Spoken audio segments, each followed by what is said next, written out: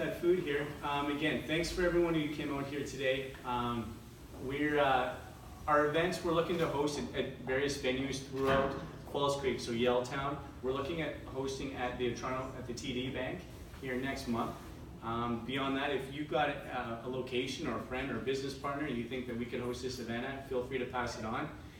In regards to your business, or again, it's all about networking and helping each other out that we could help with in regards to help promote them. Feel free to let myself or Jimmy know really how we can engage and help out. We love the feedback.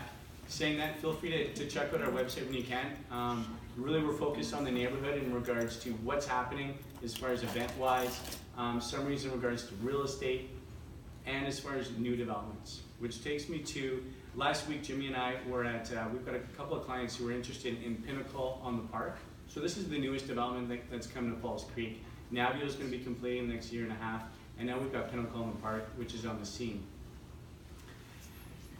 Going through their showroom was, it was fun, it was good, it was a decent setup, the presentation was fine. The layouts were great. As far as the finishings weren't luxury, which is actually a good thing, because it's a loud and an attainable price point. And what I'm seeing is a great opportunity right now in regards to Pinnacle is that a lot of new developments that we're seeing in Vancouver are starting at $1,200 a square foot. $1,200 to $1,400 a square foot is really our range as far as to get into the market with a new development. The price point at Pinnacle in the Park is at $1,000 a square foot. Now, price per square foot is a measure that we use often as realtors in regards to really where is that price point when we're comparing different properties. That's really the benchmark price point that we use for downtown. And what's incredible is after the last 2 years, 3 or 4 years ago, that benchmark was about $650,000 to $700,000. Now that benchmark's at $1,000 a square foot. And this is for 17 or 18-year-old product. Now, really depending on if there's going to be view, it's level within the building, some of the amenities, so we're either going to be adding to the 1,000 or taking away.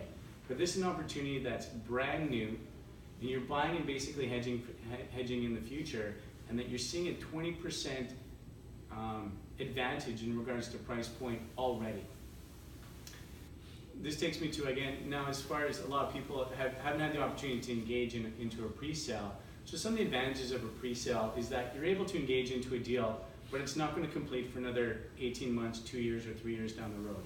So your investment into this project is really via deposit.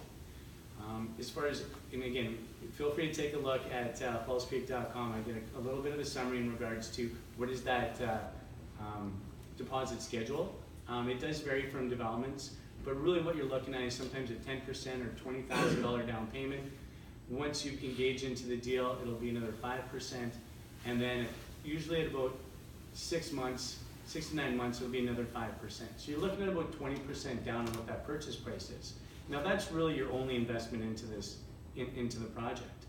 Now, because we've seen such appreciation in the marketplace, it's a move that investors will take, is that you're able to basically tie up a $600 or $1 million asset with only 20% down, and while the market appreciates for that year and a half, you're able to realize that gain. And sometimes, again, they've seen a $100,000 or $120,000 gain, and you're only $200,000 in.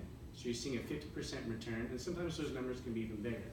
So that's the sexy part of it. That gets people excited and you can make some money. Obviously the risk, why don't you say obviously, but the risk that comes with that, what if the market turns? You've committed at this price point, and then 18 months later the market's turned, and you're looking at potentially taking a loss. That could put some pressure in regards to financing, where the interest rate's going to be at in 18 months, because you're not committing to your financing just now. So those are a couple of the risks. And finally, when it comes to really cashing out of the deal, is what we're seeing, and this is actually directly related to our foreign investor tax that's recently come in. So I'm sure many of you have heard about this, so it's a 15% tax implemented to foreign buyers. Well, this tax is implemented at closing.